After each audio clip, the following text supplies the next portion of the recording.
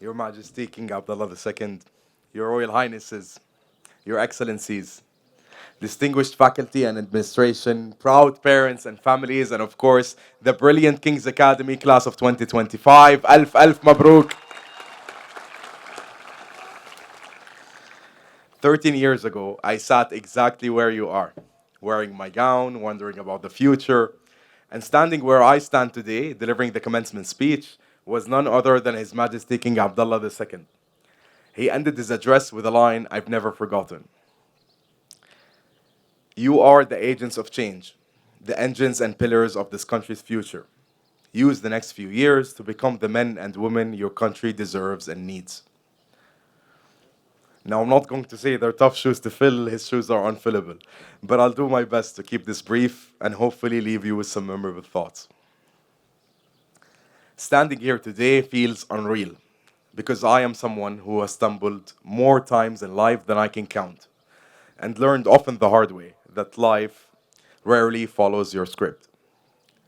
Today, you're leaving Kings equipped with an extraordinary education, but perhaps feeling uncertain about what comes next. Let me share with you something no one told me when I was sitting in your seat. You can plan your future down to the very last detail, do everything right, and still find yourself on a path you never ever imagined.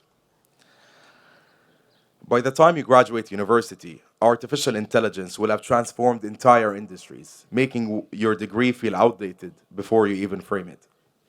Don't let that scare you. Let it liberate you. Because here's the empowering, unshakable truth.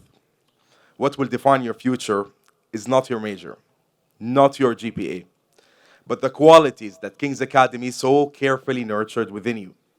Your deep seated resilience, your relentless curiosity, your courage to ask why, and most importantly, the unwavering integrity to trust your own inner voice even when no one else understands it. When life tears up your script, as it will, these qualities will hand you the pen. I grew up as the youngest of five in a family of entrepreneurs. My father, William Ayyad, founded Jordan's first gold manufacturing company. And alongside my brothers, they built successful enterprises across the region. So naturally, by sixth grade, I started my first hustle, downloading music and video games, burning them onto CDs, and selling them at school. Not exactly legal. Let's call it entrepreneurial spirit. Yet my true passion was technology. By age 10, I coded my first web browser, and in seventh grade, I ethically hacked into every Facebook account at school to remind everyone about security, a gesture the school principal did not appreciate. Despite these glaring signs pointing towards a future in tech and my parents' gentle nudges, I stubbornly chose to study law. I said I can teach myself coding, but law, that requires a formal education. So off I went to university in London, planning to become the family lawyer. But life, of course, had a different blueprint. Before graduating, our family businesses faced a sudden seismic shock. Overnight, my carefully planned future vanished. Certainty was replaced by anxiety and the urgency of figuring out what job I needed to take just to keep my lights on. A random phone call from my brother then led me to Waterloo in Canada. I arrived in a city that was transforming after BlackBerry's collapse, with thousands of talented people reinventing themselves and launching new ventures. It was there that curiosity led me to a wild idea: building a dream recorder, a device that records your dreams during sleep and when you wake up can replay them as a video. I know, it sounds crazy, and maybe it was, but not to me. I remember one renowned neuroscientist who literally burst out laughing during our call. Kareem, that's simply not possible. The science was sound, but my explanations crashed against walls of established thinking. My inner voice would not let me abandon this idea, regardless of what the experts said. So I worked two jobs to fund my passion. I spent years developing AI that can translate brain signals into video. The harder I worked on it, the more I felt misunderstood and isolated. After countless late nights recording my own brain signals, I reached a breaking point. Exhausted and alone, I put my head down on the keyboard and cried. Tears began to fall. 4 years of work, and still my dream felt impossibly distant.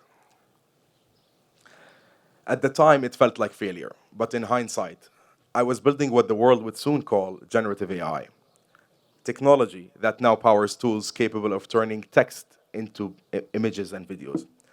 The patents I filed in 2017 became the world's first published work linking brain signals with generative AI, now cited by companies like Sony, Meta, and many others.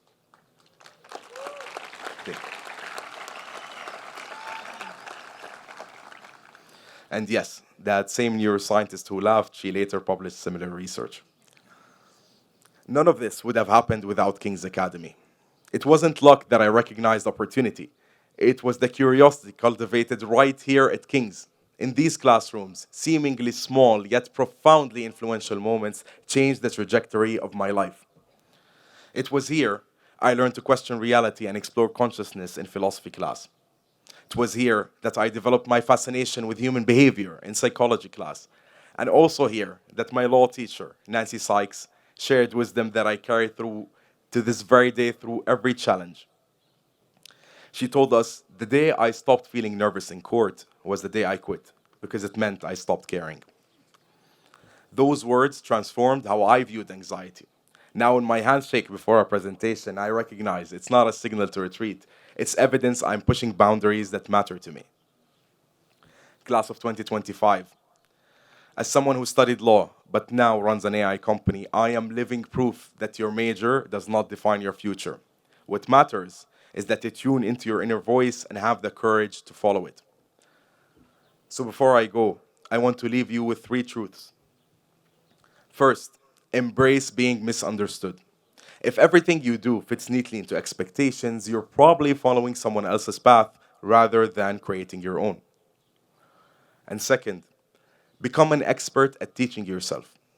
The most valuable skill isn't specific knowledge, it's learning how to learn. In a world changing faster than formal education can keep pace, self teaching is your superpower. And third, when you face adversity, and you will, embrace it. Don't just endure it, welcome it as life's greatest challenge. Because what may feel like your lowest moment today may become the foundation for your greatest achievements tomorrow. One of my life's defining moments happened during my senior year in Wadi Rum. I had the surreal honor of riding in a tank driven by His Majesty King Abdullah II. Later that night, sitting by the fire, I asked His Majesty, "Do you think Jordan could become the Silicon Valley of our region?"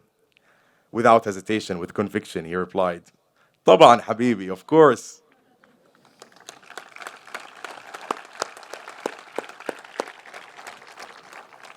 That conversation handed me a compass. His Majesty's unwavering belief in Jordan's potential wasn't just encouraging, it became the North Star that guided me through my darkest professional moments. It turns out relentlessness isn't genetic, it's earned, and it was ingrained in me here at King's, as I know it was in many of you, something no AI will ever replicate. Your Majesty, thank you for that conversation years ago.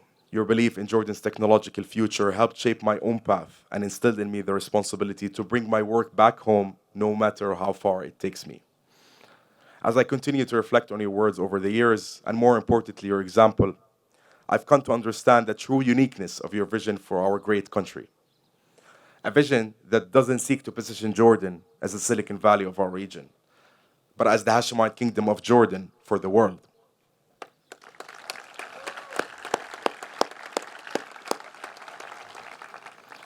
And finally, to the class of 2025, be willing to be misunderstood. Build what doesn't exist. Do what sounds crazy. Take King's Academy with you, not just in your memories, but in your mission. Let your journey be bold and your work meaningful.